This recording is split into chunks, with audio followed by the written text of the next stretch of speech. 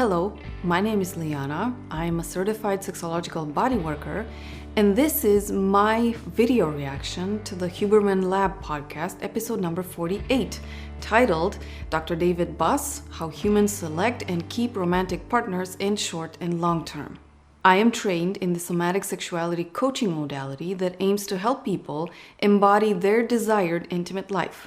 Sexological bodywork is a modality from the field of personal growth, which is focused on the experience of the individual, their specific intention for personal growth, evolution, or betterment. It is focused on the realm of sexuality and erotic expression, regardless of the relationship status or relationship form. It is thus a subjective process, and the assessment of results is done by the individual himself or herself. This training has its professional ethic guidelines, which every professional abides by. In the dating scene, it is often said how December or winter holidays, as well as February or Valentine's, are 2 times of the year in which many relationships end, couples break up or divorce. Also, the singles or bachelors are said to experience overall a more psychologically and emotionally distressing time around these 2 months of the year in particular. Though I have no scientific research to show what percentage of people in different continents, age ranges, or gender identification are experiencing this, I would like to dedicate today's coaching reaction to anyone going through loneliness, heartbreak, the fear of never finding a life partner, or maybe not fitting in the establishment because of their relationship status. I would also like to underline the fact that personal growth can be a tool to help you better navigate your life, especially these distressing periods, and to help you get either much closer to your goals or desires according to your individual standards or measures of appreciation, or get more balanced psychologically and emotionally. Both of these potential outcomes also come with being a valued, appreciated, constructive, and resourceful member of society. Yes, all this regardless of your marital or relationship standing. Personal growth paths might seem simple in talking about, but they aren't at all easy when actually walking on them. Change and transformation, according to your choice and determination, are never easy. This is why few people are able to remain constant in their growth objectives and lifestyles through the various stages of their lives. I would like to point out that my choice of coaching reaction aims to present you with a constructive perspective for the future when it comes to some of the things shared in episode number 48 of Huberman Lab's podcast. My aim is not to deny what is being said. As a matter of fact, I don't know how anyone could or would want to do so. My intention is simply to present you with perspectives and powers of personal choice from my role of an intimacy coach. Should you ever find yourself in any of the more challenging life situations that Dr. David Buss presents in this podcast episode and in his recently published book, then it is my hope that what I share here can help you navigate your situation much better. I do know from my coaching practice, which is considerably small compared to Dr. David Buss's activity and area of coverage, that no matter what the majority of people do, have seen, or have taken as examples from society, family, traditions, our personal lives can be built on our choice and inner strength. I believe and have seen how we can experience better lives than what the inertia of society and social interactions might seem to offer to us.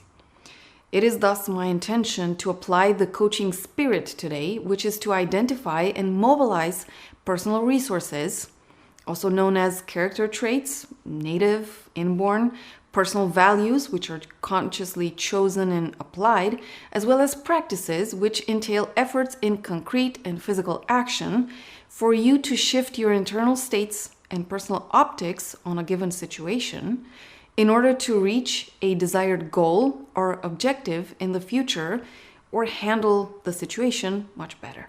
Basically, 10% of our lives is what happens to us, and 90% is how we react or manage those events. Number 1, why is a life partner or mate so important? Let's see what Dr. Buss mentions here. Just back up a second and just talk a little bit about the theoretical framework for understanding mate choice. Sure. So it basically stems from Darwin's theory of sexual selection. And most people, when they think about evolution, they think about cliches like survival of the fittest or nature red in tooth and claw. And Darwin noticed that there were phenomena that couldn't be explained by this so-called survival selection. Things like the brilliant plumage of peacocks, sex differences, like in, stags, for example, have these massive antlers and the females of those species do not. And so he came up with the theory of sexual selection, which deals not with the evolution of characteristics due to their survival advantage, but rather due to their mating advantage. Essentially, survival based on the mating advantage. So it is encoded in our genes. In fact, in his recent book, Dr. David Buss mentions why men do get aggressive with women when they feel that women have deceived them about the paternity of the offspring. Nature, all life forms, are programmed to multiply and expand.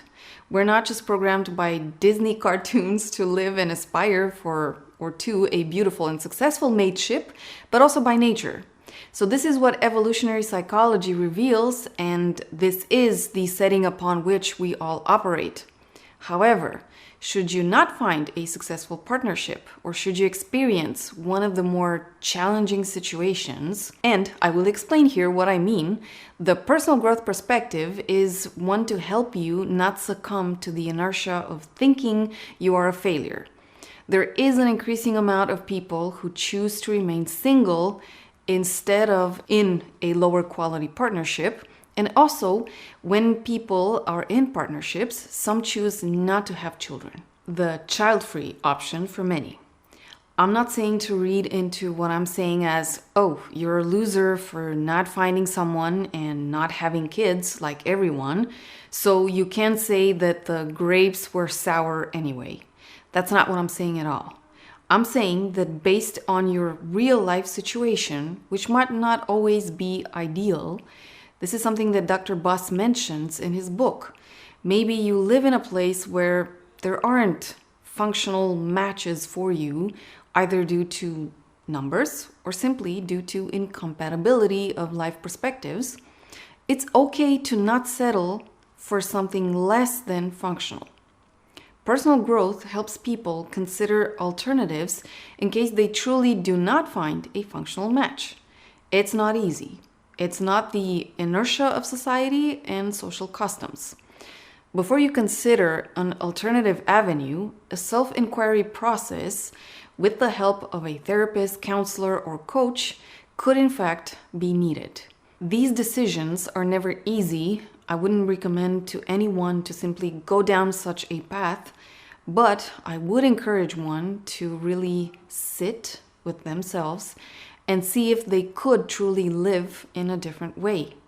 It's true there's social pressure for many people, intentional or not, as we aren't yet collectively apt to honor people for their contributions or gifts in case they do not follow the traditional ways, marry, have kids. Both men and women, so you too, can be valuable members of society and can be supported, loved, and appreciated even if they do not have the traditional achievements. The quality of individual life should be the cell of a functional society, not the image of a family that perhaps isn't so happy.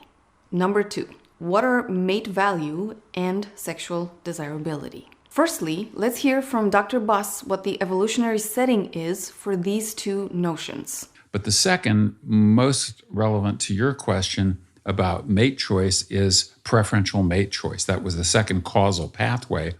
And the logic there is that if members of one sex agree with one another, if there's some consensus about the qualities that are desired, then those of the opposite sex who possess the desired qualities or embody those desired qualities, they have a mating advantage. They get chosen, they get preferred.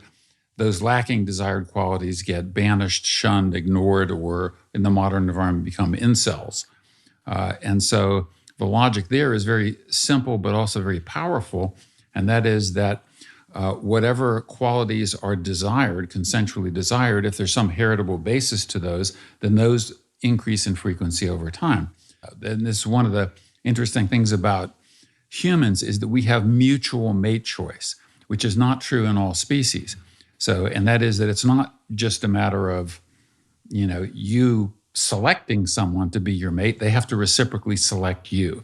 And so with mutual mate choice, we have both preferences, mate preferences that women have and mate preferences that men have, and consequently competition among men for access to the most desirable women, in competition among women for access to the most desirable men. Unrequited feelings and attractions are tough to handle, as you will also see further down in the line in the podcast episode. These can come in at any time, and they can bring about the likelihood of some really nasty reactions from those being rejected, thus not considered valuable or desirable.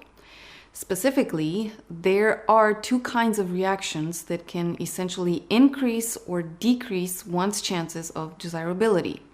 We're talking about sore losers versus healthy losers, my definition. Firstly, I will posit that everyone is a loser at some point, meaning at least once in our lives, someone we like or have feelings for will not reciprocate because we just don't tick their standards, whether conscious or subconscious. And some of us might lose more than you might think, but everyone eventually goes through this in life. How one handles a lack of reciprocity, aka rejection, can make their path simpler in the future when interacting with new potential mates, instead of taking offense, which could look like calling the person not so special anyway, telling them they suck anyways, or any other verbal aggression, or instead of taking it physical, or any other reaction that aims to reduce the desirability of the person that rejected, one could increase their mate value or sexual desirability. This is where I suggest to anyone interested in increasing their desirability to get their strengths lined up, their potential for growth, and then get to the growth work.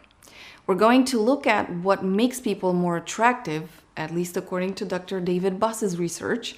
But in personal growth, we do look at the individual primarily. So we work with the individual and their potential. So what are the qualities that people desire in mating?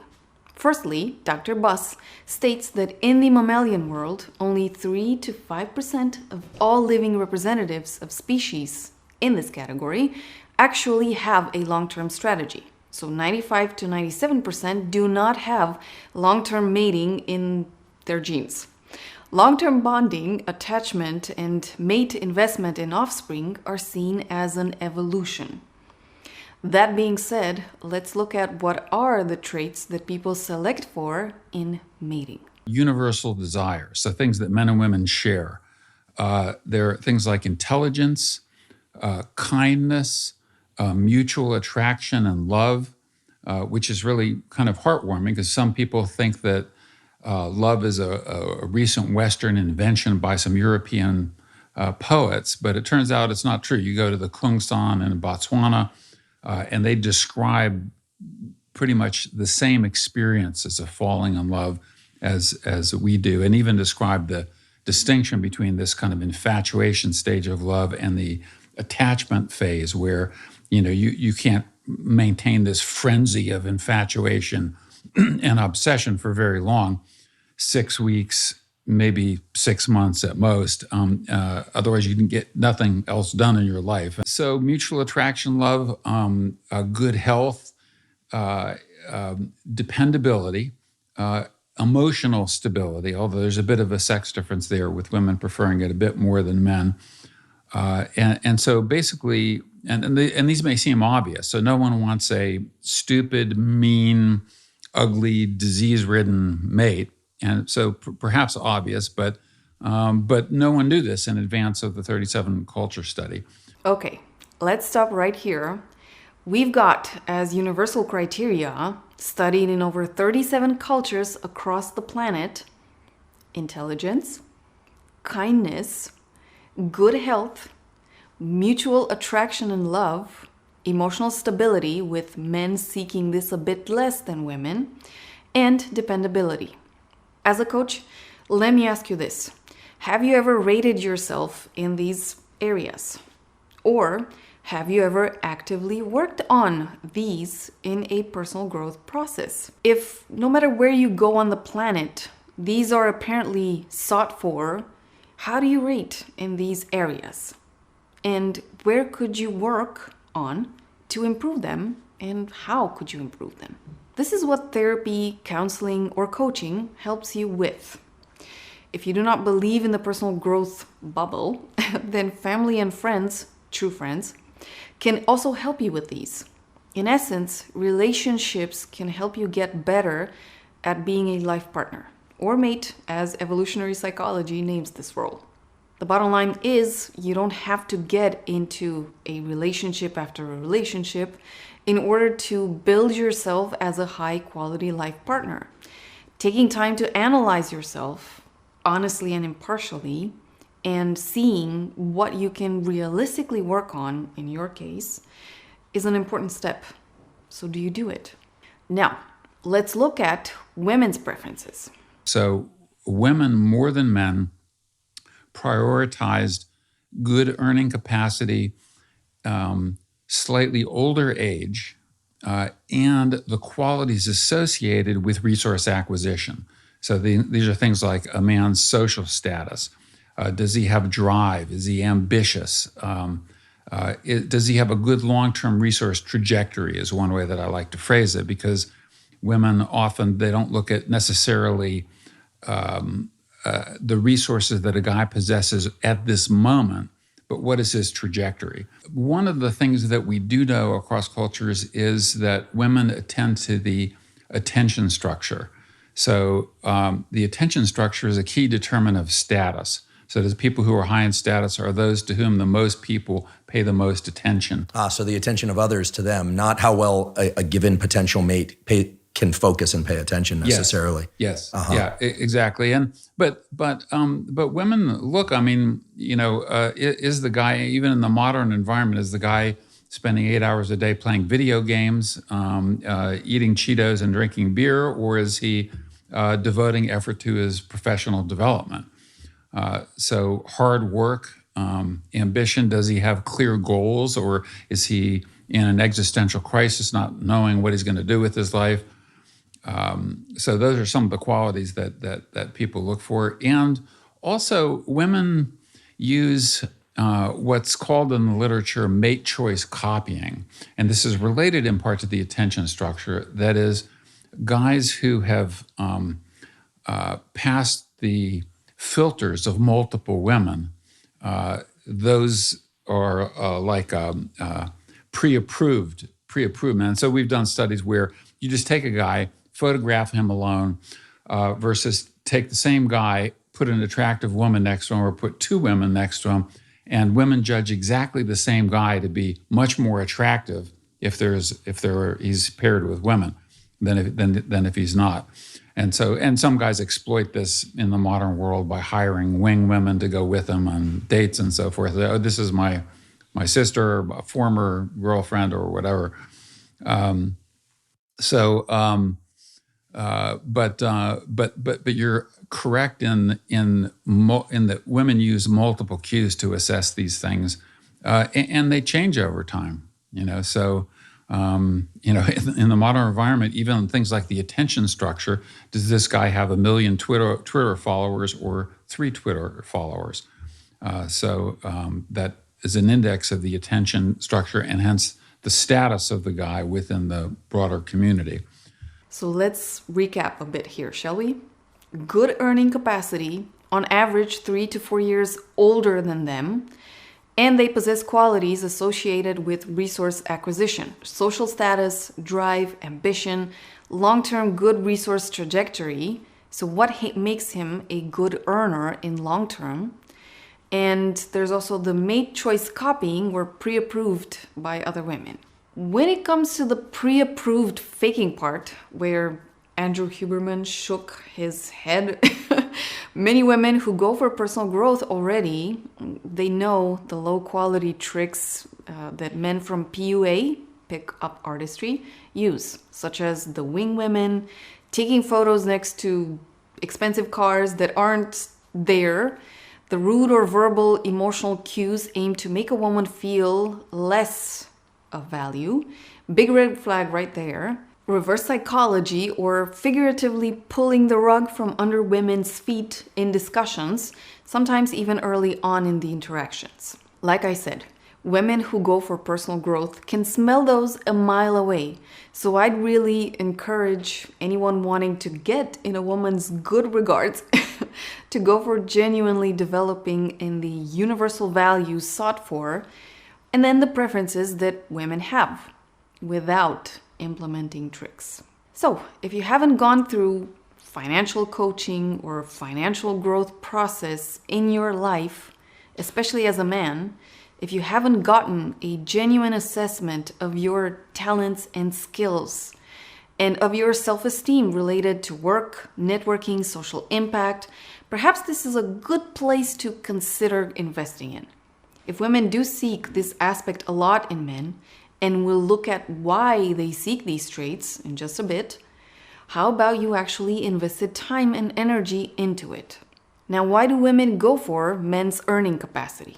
Some of you might know this, but I'll leave it here nonetheless. From an evolutionary perspective, it's reasonable that women would prioritize these qualities because of the tremendous asymmetry in our reproductive biology, namely that fertilization occurs internally within women, not within men. Women bear the burdens of the 9-month pregnancy, which is metabolically expensive, as well as creating opportunity costs in terms of mobility and solving other tasks that people need to solve in the course of their lives. And so one way to phrase that is that the costs of making a bad mate choice are much heavier for women when it comes to sexual behavior, certainly. Because the benefits correspondingly of making a wise mate choice are higher for women in the sexual context. Okay, let me explain that into plain English. Women get taken out of productivity while carrying a baby and even after birth. That would be the metabolic cost that Dr. Buss was mentioning. So it's exhausting to care for a crying baby who needs attention around the clock for a few years. Not to mention the hormonal shifts that happen in a woman's body. So because she takes care of another soul and all this is happening, she cannot also go to work and do all else needed to earn her living. So she needs to make a wise choice here. Otherwise, she can't take care of the baby or babies and herself as well. So from a natural perspective, continuation of the species could be affected. Human pregnancy is the longest in the mammalian species, and according to how modern civilization is organized, raising a child is costly. This is why women are after money and material wealth. This is why they will do pretty much anything to get the best deal possible. What does this mean on women's part? Let's look at what men select for in mating. What do men value more than women? Physical attractiveness. So physical appearance provides a wealth of information about a person's health status, but also provides for men a wealth of information about a woman's fertility, her reproductive value. Now, not that men think about that consciously. I mean, men don't walk down the street and see a woman and think, oh, I find her attractive because I think she must be very fertile. Maybe a few weird people do that, but most men it's like they just find those cues attractive. And the cues are cues associated with youth and health, because we know that youth is a very powerful cue to fertility and reproductive value. So men prioritize physical appearance, and in the field of psychology, I was taught when I was an undergraduate that you can't judge a book by its cover, that physical attractiveness was infinitely arbitrary, infinitely culturally variable, and it's simply not true. We know now, based on the last 20 years of scientific studies, that the cues that men find attractive in women are not at all arbitrary. There is some variation across cultures, like in relative plumpness versus thinness, but things like clear skin, clear eyes, symmetrical features, a low waist to hip ratio, full lips, lustrous hair. All these are qualities that are associated with youth and health, and hence have evolved to be part of our standards of attractiveness. And so it's not just that men are these superficial creatures who evaluate women on the basis of appearance. There's an underlying logic to why they do so. And as I said, relative youth, this age thing is one of the largest sex differences you find in long-term mate selection, with women preferring somewhat older men and men preferring somewhat younger women. Is there a consistent age gap to relate to that statement? Yes, there is. So the age gap, though, depends on the age of the man.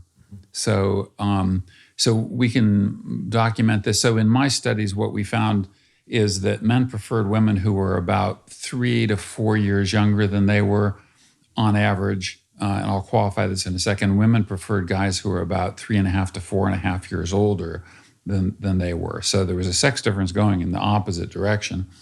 But as men get older, they prefer women who are increasingly younger than they are. So one way to gauge this, so there are actual marriage statistics, and then there are expressed preferences, and both sexes kind of converge. So if you look at, first marriage, second marriage, third marriage, as if people get divorced and remarried, average age gap is, in America anyway, is 3 years at first marriage, with the guys being older, 5 years at second marriage, and 8 years at third marriage. Okay, let's recap here a bit. Men prefer younger women. Dr. Buss mentioned how in the US at least, the more marriages men have, the younger their partners get. They prefer beautiful, meaning clear skin, clear eyes, full lips, luscious hair. There was a variation in thinness versus plumpness based on culture. And down the line in the interview, Dr. Buss also mentions the marker of fertility, wider hips. Now, looking at these statements, it might not be such a surprise for us why we see on social media so many women going for plastic surgery targeting these specific cues. Women in their 50s or 60s go for plastic surgery to look like 20.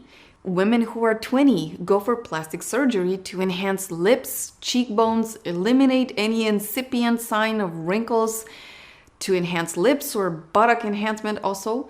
All those things that until recently seemed impossible, women pay great money for. Why do women do these? In the attempt to increase their mate value. Women have the end goal to secure a life partner. Very few are just about friends with benefits. So right now, I would like to address women too. I hope you remember what Dr. Buss said about health. If I were a woman seeking to build a family, and I am a woman for sure, I'd invest more money for maintaining my health and fitness, so functional fitness, more than investing in surgeries and other things.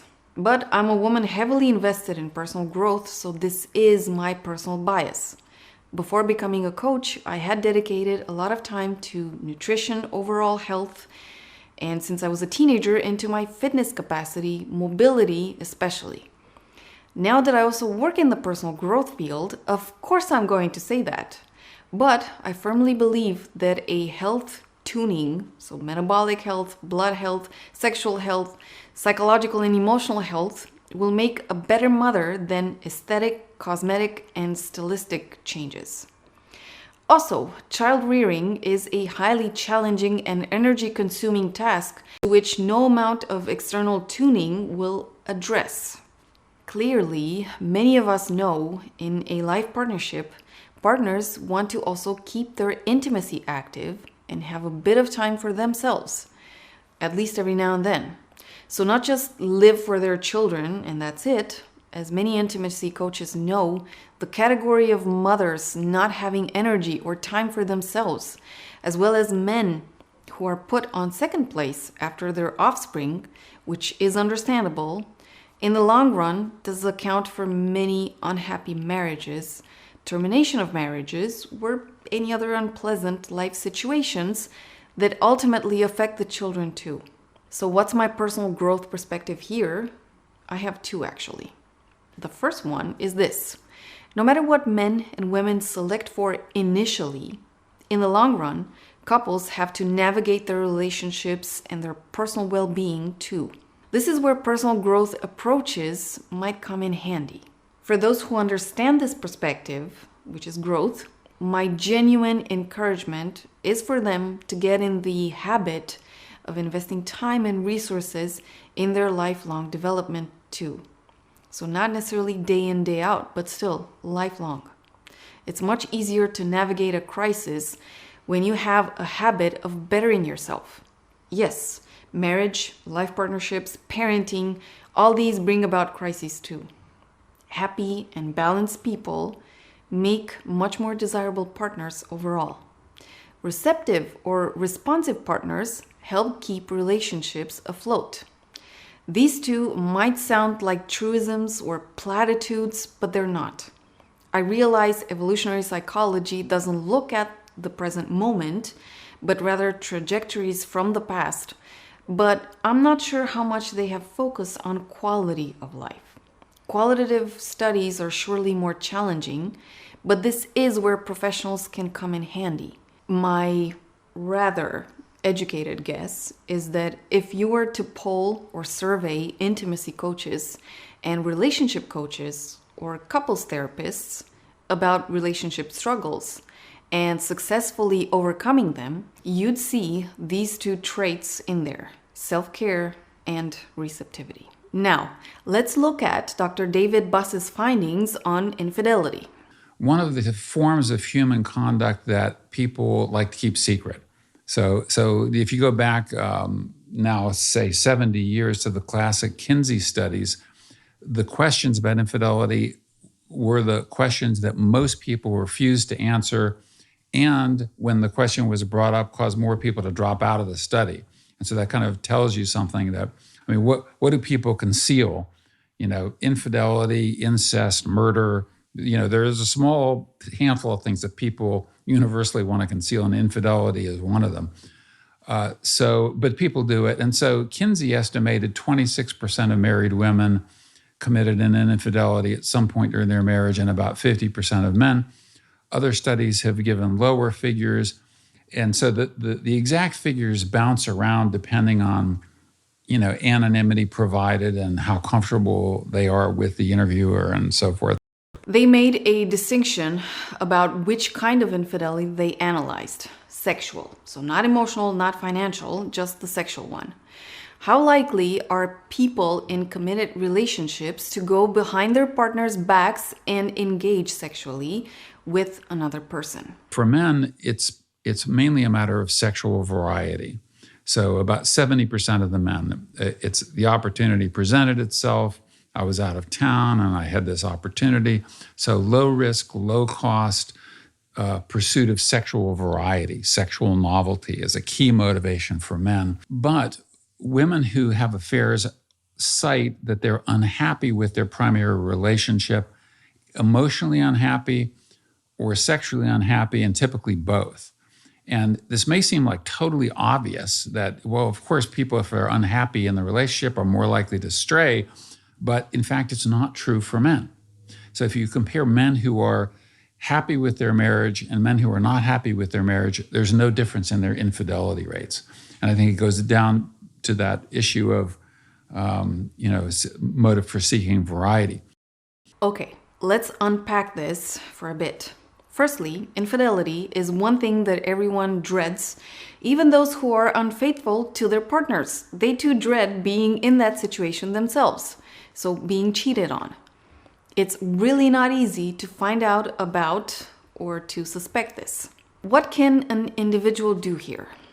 Firstly, have a strong grip on their mating value and how they can develop as well as overcome the effects of aging, valid for both men and women. You are as resourceful as your confidence is. So this one is a must, no matter what your particular odds are to be cheated on.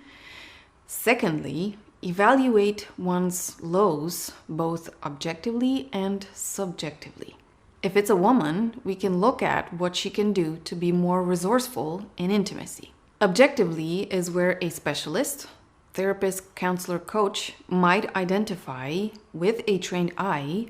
Usually we're looking at character traits or skills as much as they can be evaluated in sessions where you never engage intimately with the professional. So based on conversations or general practices, a professional can gauge where you might need some personal effort or attention. Subjectively is where your partner reproaches you or lets you know, hopefully in a more constructive way, that you might not score so high with them. This part is delicate, let me put it right here. Some things you might not be able to change about you.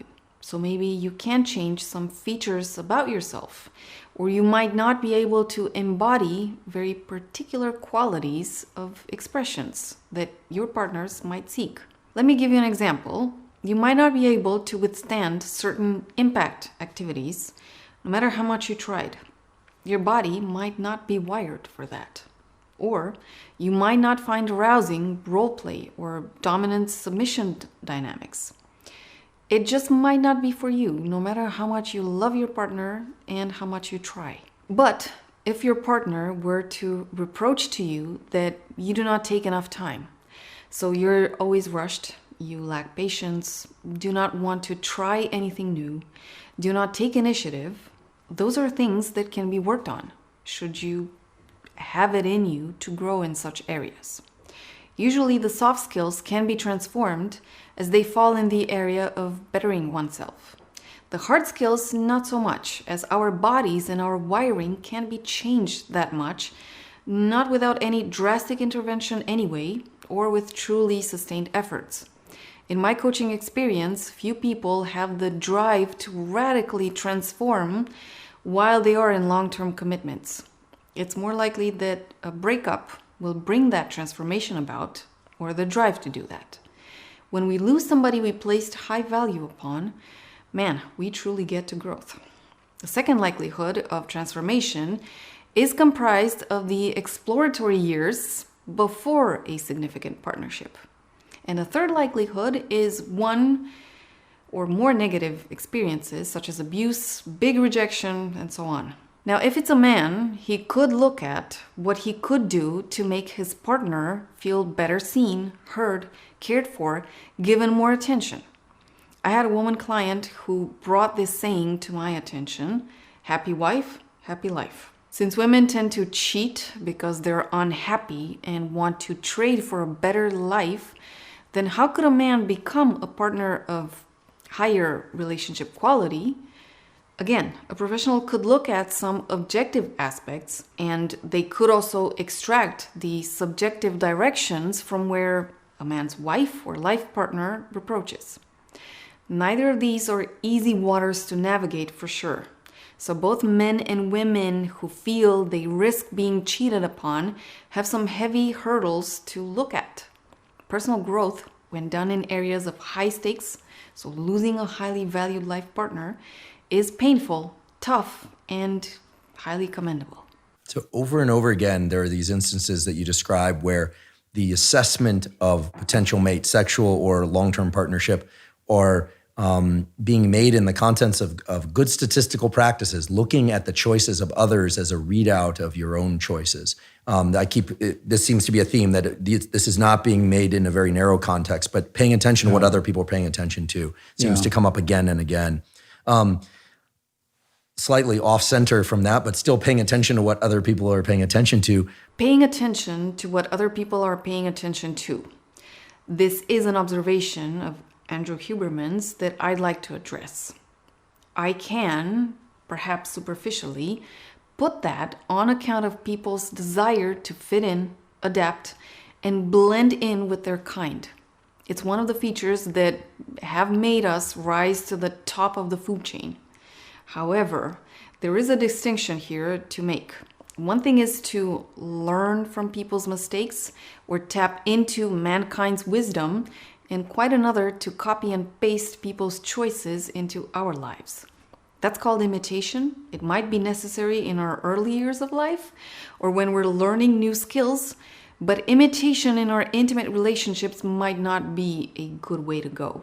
I do see this a great deal in the online world. People tend to do as others do. That's why many personal growth professionals market their lifestyles and their personal lives as opposed to their actual capacity to hold space for others. Because we imitate a great deal as opposed to decide for ourselves more and make sure we actually choose based on our values and individuality, this is why we see that people tend to pay attention to what others are paying attention to. To me, a sign of individuation is this. Instead of asking yourself, what would X person do or what would X person choose, you'd ask yourself, what would I do if I were in balance or happy? Or what would I do if I were 1000% confident in my own powers? Or what would I do if I were at peace with everything? I believe this kind of mindset can take you down a path of more personal growth and balance. And this is my main purpose here overall, and also with this video reaction. Now, let's look at a challenging aspect here. When I first started studying jealousy, I reviewed all the prior publications on jealousy. And at that time, jealousy was regarded as a sign of immaturity, a sign of insecurity, a sign of neurosis or pathology, or in some cases, delusion. And what I argued is, and do argue, is that jealousy is an evolved emotion that serves several adaptive functions. Okay, one of which you mentioned is a paternity certainty function. But to back up a second, basically, once you have the evolution of long-term mating, long-term pair bonds, you're talking about, from a male perspective, investing a tremendous amount of resources in a woman and her children over years or decades. So once you have long-term mating, you need a defense to prevent or preserve the investment that you've made and are making in long-term mateship. And so jealousy serves this mate guarding function, if you will, or mate retention function. So in other words, one way of phrasing this is that we know that there are affairs, we know that people break up, they get divorced, but people have adaptations to want to hold on to their mates. Okay, and that's what jealousy is in part about. And so jealousy gets activated when there are threats to that romantic relationship. And there are other forms of jealousy, like sibling jealousy and so forth, but we're focusing on mating jealousy. Dr. Buss goes on to identify some of the potential sources of jealousy. Cues to partner's infidelity, cues to emotional distance, interested mate poachers for short-term interactions or long-term relationships, mate value discrepancies, either subjectively perceived from the beginning, you could do better, or they open up at a certain point, so firing from a job or a career takes off. Dr. Buss also mentions the obvious thing that the higher mate value person tends to be unfaithful or trade up in the mating market. This is why these factors trigger jealousy. The darkest point about jealousy is that it can trigger homicide. In his book, Chapter 5 on intimate partner violence, he presents all types of violence that can occur in relationships, with both sexes recurring to violence, also with the males tending to use it more often than females. Usually females use it as self-defense mechanisms, whereas males tend to use it as prevention for rejection. In case rejection occurs, it is used as a potential solution.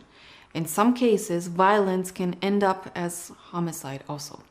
Dr. Boss offers the explanation that there is an evolutionary logic to it, though it is not morally acceptable at all. It is about the investment placed on long-term partner bonding, which from a genetic perspective looks at ensuring the continuation of one's genes.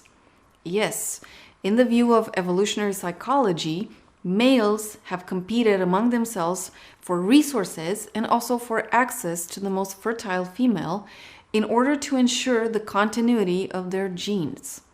And they make sure they invest in raising offspring that carries their genes, not their competitors. So what's my personal growth perspective here? Firstly, this is a fight, quote unquote, for the most advanced of us, or the most detached. It is not easy to accept defeat and also not go down a negative spiral and resort to all sorts of violence and aggression to harm the other person or your partner/former partner. So not succumb to the pangs of jealousy is not for the faint of heart. It is not easy to manage the negative emotions of jealousy. However, for those of us who in fact seek something else than making others feel miserable, and by extent making themselves miserable too, it is worth focusing on your growth, on your prosperity, and building a better life. How? Some oversimplified steps would be these. First, finding ways, psychological and emotional, to manage the pain, distress, or heartache. I know from firsthand experience it is not easy at all to navigate this. Secondly, the mental strength is perhaps one of the most important things here. So reminding yourself both of the reality of your situation, but also of your strengths and what can help you build a better life for yourself. Third, support from friends, allies, or support groups. Let's say you are a loner. Even in that case, there can be places where you can go to find understanding in your situation. Number 4, proactive drive to carry on with your life and maintain the things that work. A working principle here would be this: it's bad enough what I'm going through, I don't need to make it worse for myself. So not allowing negative health habits to go berserk, not allowing negative thinking to make one more socially unacceptable, not allowing oneself to get in legal trouble, and so on. Number 5, role models. It really helps to stack up role models, or at least people who inspire you to be better. So not copy-paste what they do, but use their work or public sharing as motivation to build yourself in the way you want to. This is a highly important aspect here. Usually athletes have this impact on others, sometimes artists too, sometimes even your friends who wake up earlier and go to the gym and do their meditation, or coaches who hold space for self-soothing practices. This path isn't easy, but it is a better investment of your time and energy overall. It gives one the chance to make something good or potentially very good of their lives, no matter what bad cards they are dealt at any given time. So to sum up with what I shared here, this video reaction offers a personal growth take on some of the things that evolutionary psychology brings to the forefront. You, as an individual, even if you do not possess all the traits that mankind seems to select for in short or long-term mating, can still work on the quality of your personal life. You can always be a valued and helpful member of society with or without a life partner at a given moment. You can always work on cultivating as many desirable traits as you can. And my encouragement will always be to focus on psychological, emotional, and physical health, as well as fitness and maintaining a functional body. You can always seek support, especially in challenging times. It is 1000% worth not succumbing to the pangs of jealousy and going down a negative spiral for oneself and others. In the long run, it's worth building a healthier life for yourself and those around you. This does make you a more valuable partner overall, even if not to the ones that you desire at a given point. I invite you to check out my resources, whether it's my ebook, Get Your Orgasmic Intimacy, my programs, I have 5 in total, focusing on cultivating different resources and skills for your intimacy, as well as my coaching package, though I have to say I can only work with a handful of people at a time. I also invite you to check out other videos from my YouTube channel. I try to put out growth perspectives around intimacy and sexuality. I do not believe in spoon-fed recipes or secrets, what to say, what to do to turn your life around, but rather to focus on holistic growth, mindset, communication, emotional balance, physical skills, and around accepting boundaries as well as any limitations that you might have. You work with what you got to build yourself to the best version. In closing, I would like to publicly thank both Andrew Huberman and Dr. David Buss for all the resources they've brought to the world throughout social media, books, studies, and extended research. We need this information, both as individuals and as professionals in connected fields. I wish everyone a peaceful holiday season, whether it's Christmas or Valentine's, and I will see you in the next video.